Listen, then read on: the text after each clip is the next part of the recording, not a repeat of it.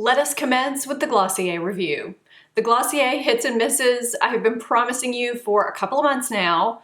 I'm going to deliver those today. I have not tried everything from the brand, but I have a good sampling here to give you my verdict on what I think is good, what I think is not so good, at least for me and my skin type. I know everyone is different, so hopefully this will give you somewhat of a perspective if you have similar skin, similar wants and needs as I do. But first, if you're not subscribed to this channel, please hit that subscribe button. I'd love to have you here on a regular basis. And if you like this video, go ahead and give it a thumbs up. I love the whole concept behind Glossier, how they want your skin to look natural, yet look beautiful at the same time. They really want you to enhance what you've got versus mask it. And the packaging is so feminine yet sleek at the same time. I think the milky clear packaging goes really well with the soft pink color they use. And it looks really great sitting on your bathroom shelf, let's be honest. And another thing that I love is that they ship their items in this adorable pink bubble wrap bag with a Ziploc closure, and it's quart size, so you can use it to travel as well. I think I have 3 or 4 of them now, and I'm just hoarding them because I do reuse them. They also send stickers, so if you're feeling extra fun, you can put stickers on your products and make them all cute. I just think the whole concept behind the brand is very different than what we have out there. My cloud cover is messing my lighting up today, so I'm all in and out of darkness and light. Now, Glossier has sent some of these products to me here and there, and I have bought some with my own money. I have no problem whatsoever giving you my absolute honest opinion, no matter how I acquired the product, if it's a sponsored video, which this is not, or if the product was sent to me, or if I bought it. And I will always give you my honest opinions on any product. That's just what you get here. And I think if you've been following my channel for any length of time, you know that already, but I do feel like I need to tell you that because some of these were sent to me, but that doesn't mean that they worked out for me. I never know whether I want to start with the good and end with the bad, or start with the bad and end with the good, or just mix it all up and keep you guys guessing. But I think I want to end on a good note, and I have more good here than things that didn't work out for me. So I'm going to just start with the things that were either just okay or didn't quite work out for me for whatever reason, and then we'll end with a bunch of good. So the Halo Scope is the first product that just missed the mark for me. For a lot of people, this might be a wonderful product. For me, with oily combination skin, it just enhanced the dewiness of my skin that I do get from my natural oils already as the day goes on. This has skincare in it and makeup, so it's a dual effect highlighter or enhancer, if you will. The shade that I got was Topaz. That is what they sent to me. I probably would have picked a different color. This one is supposed to give you a natural sun-kissed glow. It just didn't work out for me and my particular skin. And I have heard other oily combination skin people say the same thing. I love the concept of the product. I wish they had a similar product that wasn't quite as dewy. I can very much see how other people with more normal or dry skin could very well love this product. The next product I feel is a little bit controversial because some people really love it and other people think it's very just okay, and some people seem to really dislike it a great deal. It's the Generation G. I was sent the shade Like. Now this is supposed to give you the look of just blotted lipstick, but without having to blot. It's more of a stain balm with a matte finish. It does feel like nothing is on the lips, which some people like, some people don't. Some people would rather have a balm or hydrating like texture on the lips. I don't find that these necessarily give that. So if you have drier lips, this may not be the product for you. The color that I got, which was Like, didn't show up that much on my lips. It just gave a slight flush to the lips. So if I had to purchase one at this point, I would get one that is a little bit deeper in tone. The other thing about these is the price. They come with 2 grams versus most other lip products that come with 3 or 3.5. So for the price, you're not getting a ton of product in these. Another thing to note about these is the packaging. I think I have tried this 4 or 5 times and I have a crack in my lid. I've only kept it at my vanity. And the second time I went to use it, the entire bullet slid out and just fell on the floor. I think I bent over to get something. I've heard of both of these issues happening with other people, so take that for what you will. I'm not sure if they are doing something about that, but the packaging, you can hear it shaking around in there, leaves something to be desired for me. And I kind of like something a little bit more moisturizing. I do like the blotted lip look, but I would have liked something that settled onto my particular lips a little bit deeper. The next products are the moisturizers. I've gotten to try both of the moisturizers that they have. The Priming Moisturizer Rich they sent to me, and I've gotten samples of the Priming Moisturizer, the regular one, sent to me from them, and it came with an order that I placed as well. I love the packaging of the Primer Moisturizing Rich. I think it looks luxurious yet fun and feminine at the same time, and I love the way it feels so heavy. It's got this nice acrylic type packaging, and I feel like it smells luxurious too. So I was really excited about using it. I felt like it was definitely going to moisturize my skin and leave me feeling hydrated the next day. I'm always a little bit conflicted about trying new heavier creams like that because they're either going to be really great for my skin or they're going to break me out. This did not break me out, but I actually felt a little bit drier after using this for several days, which is strange to me. But when I looked on their website at the reviews, I am not the only person this has happened to. It's happened to quite a few people, but there are tons of people that love it. So I fall into, I guess, this rare group where it makes me feel drier instead of more hydrated. Now, the Priming Moisturizer just did not agree with my skin. It just broke me out, which you guys know if you've watched my channel, I have sensitive skin. Sometimes that happens, but that's why I like to try things and report back because many of you have sensitive skin too. This just broke me out. Again, some people on the site with the reviews had the same thing happen to them. I'm not the only one, but that can happen with any product. The texture felt pretty nice, but I just couldn't keep wearing it. So those are my bad and iffy and just okay products. The rest is good. I'm gonna stick with skincare for a little bit and just end with the makeup.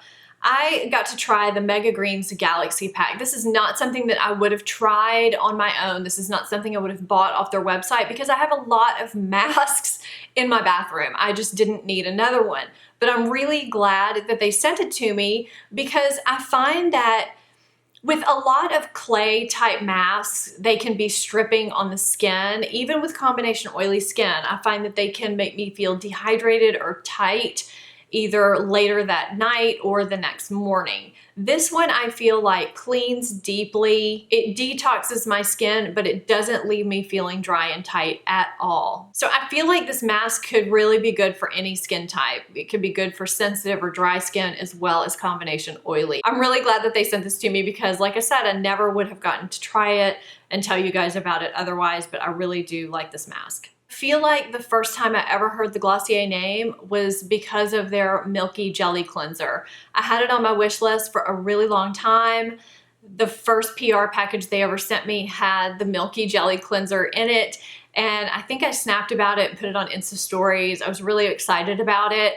And I'll say the first time I tried it, the first few times I tried it, I didn't really like it that much, and it has this cult following. So many people love it, and I couldn't understand why I didn't like it. I just started working it into my skincare routine a little bit differently. I was trying to use this as an everything cleanser the way my other cleanser is, and it's just not that. This, for me, does not remove my waterproof eye makeup. This is a wonderful basic cleanser to use in the morning, and for me, it's fine. I can keep this in my shower and keep my other cleanser at my sink, and it works beautifully.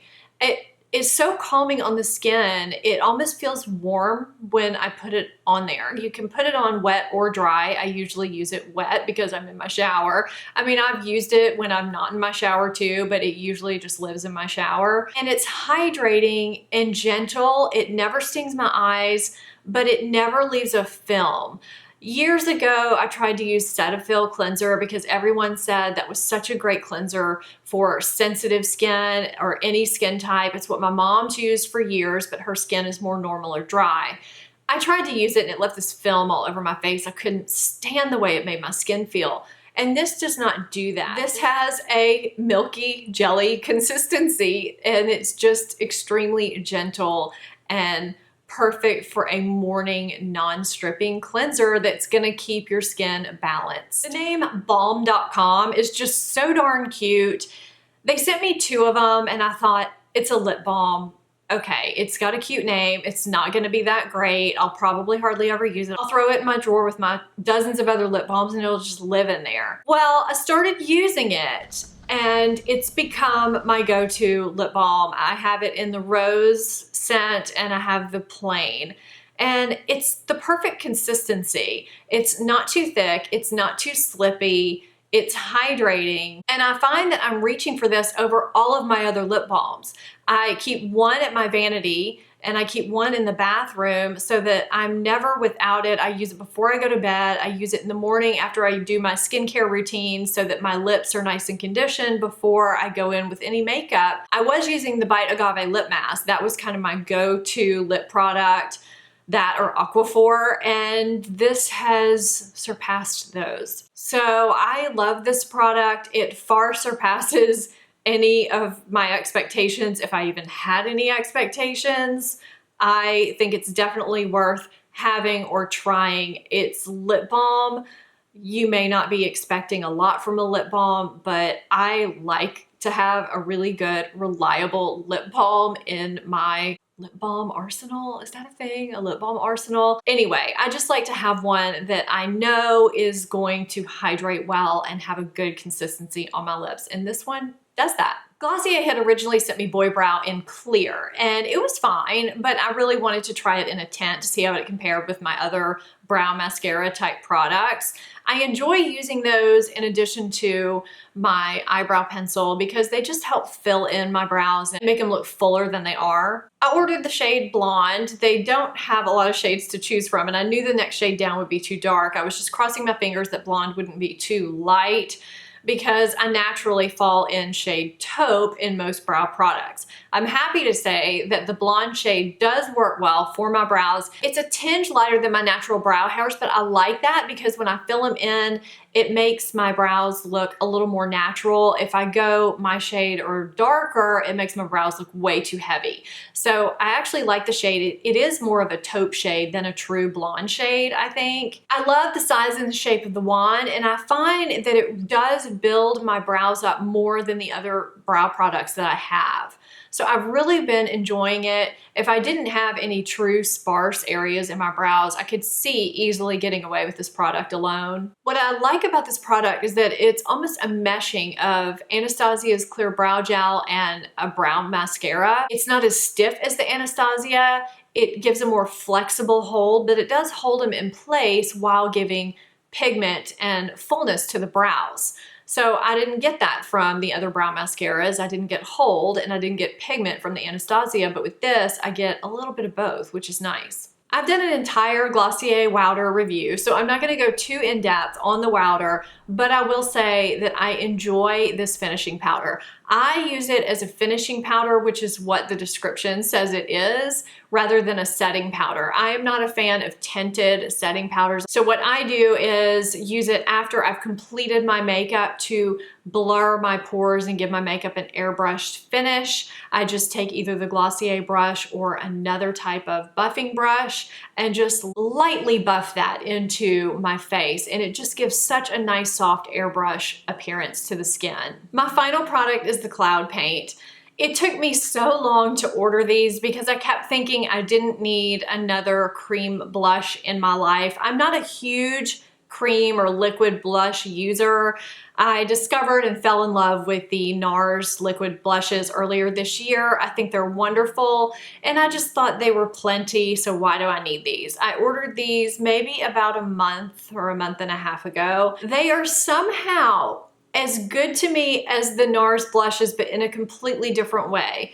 They're not as liquidy, they're a little bit thicker, and they appear very natural on the skin, like a natural flush, which goes with the concept behind Glossier. They're buildable, they look glowy on the skin, they're not tacky, they blend in easily, they don't get patchy. I've applied them over powder, my own skin over liquids, and they just perform amazingly well with any kind of tool. I've also used my fingers, a sponge, or a brush, and they're just so easy to work with.